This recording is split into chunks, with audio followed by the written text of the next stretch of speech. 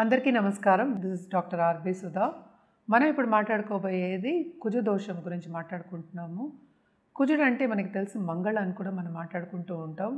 And also especially north Indians Manglik అంటారు, అంటే కుజదోషం ఉన్న వాళ్ళని.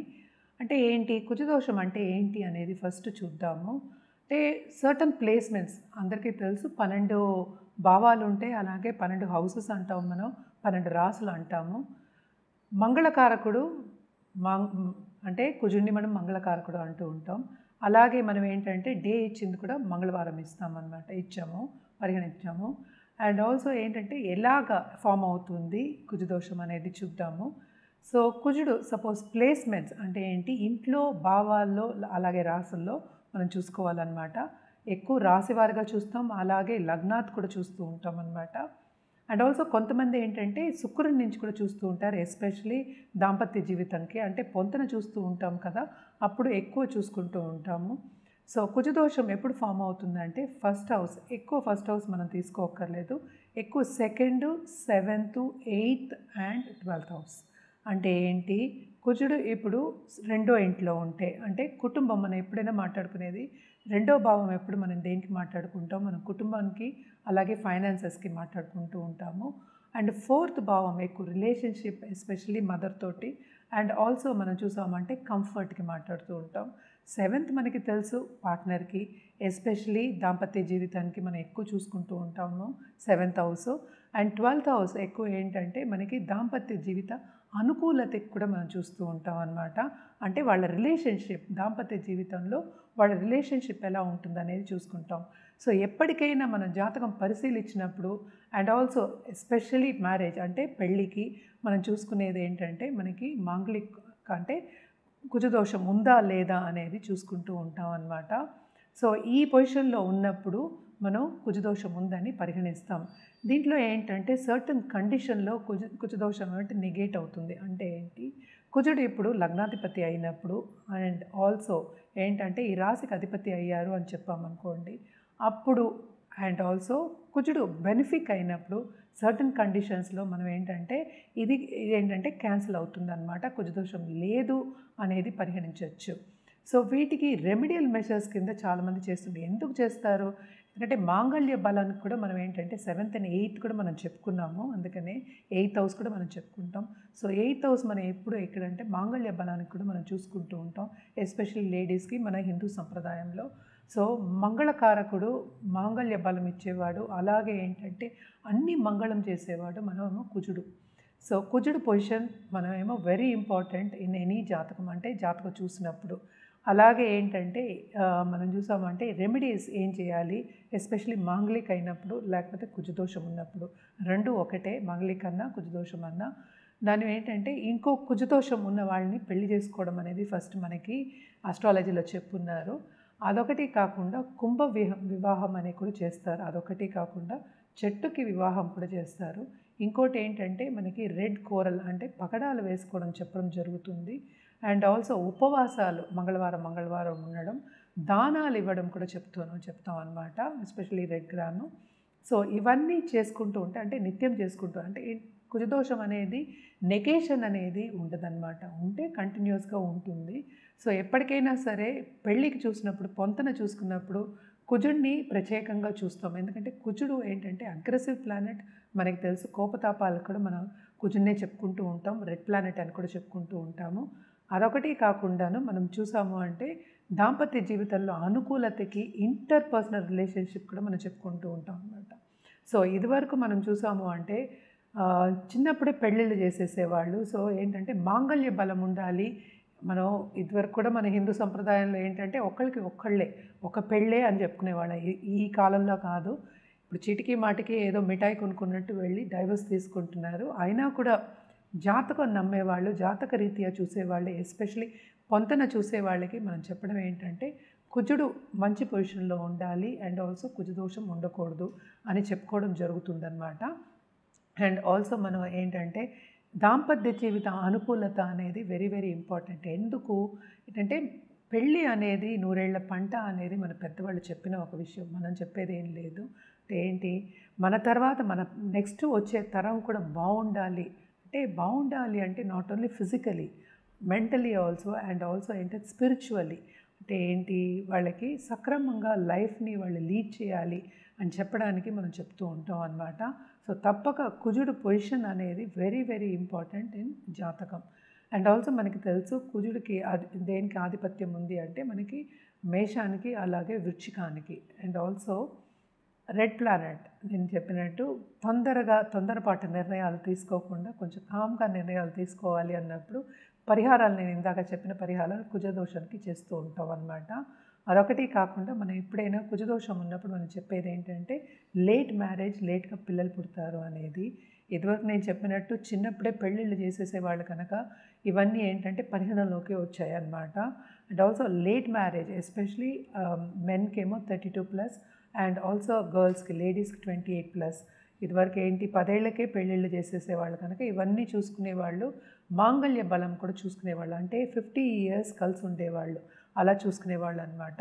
ఈ కాలంలో అవి కాకుండాను ఇప్పుడు గొడవలు, ఇప్పుడు ఫ్యామిలీలో కలహాలు రాకూడదు.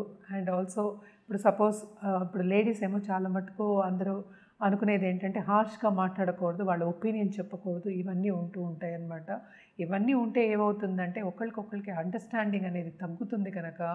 అండ్ ఆల్సో ఏంటంటే గట్టిగా కోపతాపాలు ఎక్కువ అవుతాయి, గొడవలు ఎక్కువ అవుతాయి కనుక ఎప్పటికైనా మార్స్ అనుకూల పరిస్థితి, అనుకూల పొజిషన్ అనేది వెరీ వెరీ ఇంపార్టెంట్. అంటే కుజుడు పొజిషన్ అనేది వెరీ వెరీ ఇంపార్టెంట్. అంటే ఏంటి, కుజ అనుగ్రహం ఉంటే మన దాంపత్య జీవితం చాలా బాగుంటుంది. అలాగే పిల్లలు పైకి వచ్చే సూచనలు కూడా మనకి ఎక్కువ కనిపిస్తూ ఉంటాయి అన్నమాట. కొంతమంది ఏం చేస్తారు అంటే మనకి మార్స్ చూస్తాము, అలాగే చంద్రుడిని రాశివారిగా కూడా నేను చెప్పుకున్నాను, అలాగే లగ్నాత్ కూడా మనం చూస్తూ ఉన్నాం. కొంతమంది ఏంటంటే కుజుడు పొజిషన్ ఫ్రమ్ వీనస్ కూడా చూస్తూ ఉంటారు అనమాట. ఇక్కడి నుంచి ఏంటంటే మొత్తం అంతా మనం చెప్పింది ఏంటి, జాతకం ఫస్ట్ పరిశీలించుకోవాలి. అది పరిశీలించుకున్న తర్వాతే మనకి కుజదోషం ఉందా లేదా, లేకపోతే అది మైనస్ అయిందా, క్యాన్సిల్ అయిందా, లేకపోతే ఏ మోతాదులో ఉన్నది అనేది మనకి తెలుస్తుంది అనమాట. ఇవన్నీ ఏంటంటే ఎవరికైనా సరే ఇప్పుడు పెద్దలు చెప్పడం ఎందుకు, అనుకూలంగా ఉంటే అంటే దాంపత్య జీవితంలో అండర్స్టాండింగ్ అనేది ఉంటే కనుక, ఎక్కువ గొడవలకి వెళ్లకుండా ఉండే కనుక వాళ్ళు లాంగ్ టర్మ్ కలిసి ఉంటారు అనే ఒక ఒపీనియన్ మీద, నమ్మకం మీద మనం ఈ కుజదోషాలు కానీ, ఏమి దోషాలు కానీ, లేకపోతే పొంతన కానీ మనం చెప్పడం జరుగుతుంది. సో తప్పక మనకి ఏంటంటే ఒకళ్ళకి పెళ్లి చేసాము, ఒక పిల్లలకి పెళ్లి చేసాము అంటే ఎప్పటికైనా వాళ్ళు కలిసి ఉండాలి, విడిపోకూడదు అనేది మన మన నిర్ణయం. ఆ నిర్ణయంతోనే చేస్తాము, వాళ్ళు అలాగే చేసుకుంటారు. సో కొన్ని పొజిషన్స్ మూలాని, ఈ ప్లానెటరీ పొజిషన్ మూలాని కొంతమంది విడిపోవడం అనేది జరుగుతుంది, ఎడబాటు రావడం అనేది జరుగుతుంది, కలహాలు రావడం జరుగుతుంది. ఇప్పుడు తల్లిదండ్రులు కంటిన్యూస్గా ఫైట్ చేసుకుంటూ ఉంటే, లేకపోతే గొడవలు పడుతూ ఉంటే పిల్లల భవిష్యత్తు ఏమవుతుంది, పిల్లలు ఏమవుతారు, వాళ్ళ మానసిక పరిస్థితి ఏమవుతుంది అనేది కూడా మన జాతక రీత్యా చెప్పడం అనేది ఈ కుజదోషం అందుకనే వచ్చిందనమాట. మన పెద్దలు చెప్పడం అనేది జరిగింది. సో నేను అన్నట్టు పెళ్ళి అనేది నూరేళ్ల పంట, ఎందుకంటే రెండు కుటుంబాలని మనం కలుపుతున్నాం అనమాట. సో అటు వాళ్ళు వీళ్ళతో అనుకూలంగా ఉండాలి, వీళ్ళు వాళ్ళతో అనుకూలంగా ఉండాలి, కలిసిమెలిసి ఉండాలి అని చెప్పడానికి మన ఈ దోషాలు కానీ, లేకపోతే ఈ యోగాలు కానీ చెప్పడం అనేది జరుగుతుంది. దోషం అనడానికి ఎగ్జాంపుల్ కానీ దానికి వివరణ ఏంటంటే నెగటివ్ ఆస్పెక్ట్ అనేది దాంట్లో ఉంటుంది, కొంతవరకు ఏంటంటే నెగటివ్గా ఉంటుంది అని చెప్పడం అనమాట. సో కుజదోషం ఉన్నవాళ్ళు అటు ఆడైనా సరే, అటు మగవాళ్ళైనా సరే, అంటే బ్రైడ్ గ్రూమ్ అయినా సరే, బ్రైడ్ అయినా సరే, ఇద్దరికీ కుజదోషం ఉన్న వాళ్ళని కలపడం అనేది వెరీ ఇంపార్టెంట్.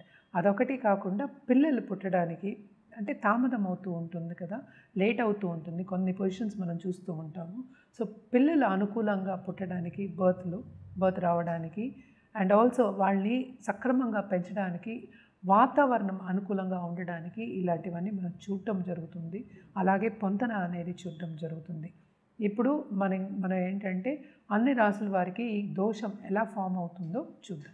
ఇప్పుడు మనం మాట్లాడుకోబోయేది ధనురాశి వాళ్ళ గురించి. ధనురాశి వాళ్ళకి కుజదోషం ఎలాగ ఫామ్ అవుతుందో చూద్దాము.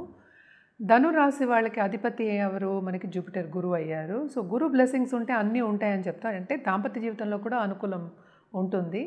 కానీ ఇక్కడ ఎలా ఫామ్ అవుతుందంటే రెండో ఇంట్లో, అంటే మకరంలో ఉంటే కుజుడు, అలాగే 12వ ఇంట్లో కూడా ఫామ్ అవుతుంది. కానీ ఇక్కడ మనం చూసామంటే 12వ ఇల్లు మనకి వృశ్చికం అయింది, వృశ్చికానికి అధిపతి ఏమో మనకి కుజుడే అయ్యారనమాట. సో కుజుడు ఓన్ హౌస్లో ఉంటే కొంతవరకు నెగేషన్ అవుతుంది, అంటే మైనస్ అవుతుంది. మైనస్ మైనస్ ప్లస్ అయినట్టు నెగేషన్, దోషానికి మైనస్ అయినప్పుడు ఏంటంటే అది ప్లస్, అంటే పాజిటివ్ రిజల్ట్స్ ఇచ్చే ఛాన్సెస్ ఉన్నాయన్నమాట.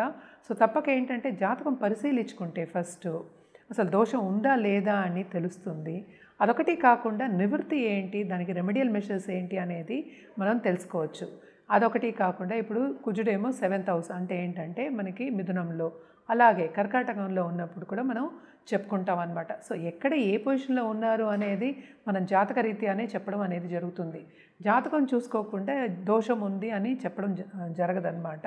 సో ఇది ఎందుకు చెప్తాము అంటే ఎస్పెషలీ మ్యారిటల్ రిలేషన్షిప్ అండ్ పిల్లలు మనకి కావాలి కదా, పెళ్ళైన తర్వాత పిల్లల గురించే కదా ఎక్కువ పెళ్లి చేసుకోవడం అనేది జరుగుతుంది. కలిసి ఉండడం కూడా చాలా మటుకు ఇద్దరు కలిసి ఉండడం కూడా పిల్లల ద్వారానే కలిసి ఉండడం కూడా జరుగుతుందన్నమాట. అదొకటి కాకుండాను లాంగ్ టర్మ్ రిలేషన్షిప్ మనకి కావాలి కనుక, అంటే మన జీవితంలో సగభాగం ఏంటంటే పెరగడం అనేది తల్లిదండ్రులతో ఉండడం అనేది జరుగుతుంది, సగభాగం అనేది ఏంటంటే మ్యారేజ్ అయిన తర్వాత పార్ట్నర్తో ఉండడం జరుగుతుంది కనుక అక్కడ అనుకూలంగా ఉండాలి కదా పరిస్థితి.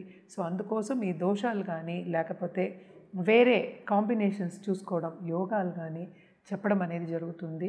అండ్ ఎస్పెషలీ మనం చూసాము అంటే అనాదిగా వస్తున్న మన పద్ధతి ఏంటంటే మనకు కుజదోషం ఉందా లేదా అనేది చూసుకోవడం అనేది జరుగుతుంది. అదొకటి కాకుండాను అనుకూలంగా ఉన్నాయా మిగతావన్నీ గ్రహాలు అనేది చూసుకోవడం జరుగుతుందన్నమాట. సో తప్పక కుజుడు ఏంటంటే ఎప్పటికైనా మంగళకారకుడు. సో మంగళం ఇవ్వాలి, మాంగళ్యం ఇవ్వాలి, అలాగే ఏంటంటే కొంతకాలం ఏంటంటే ట్రావెల్ చేయాలి అనడానికి ఇవన్నీ జాతక రీత్యా చూసుకోవడం జరుగుతుంది.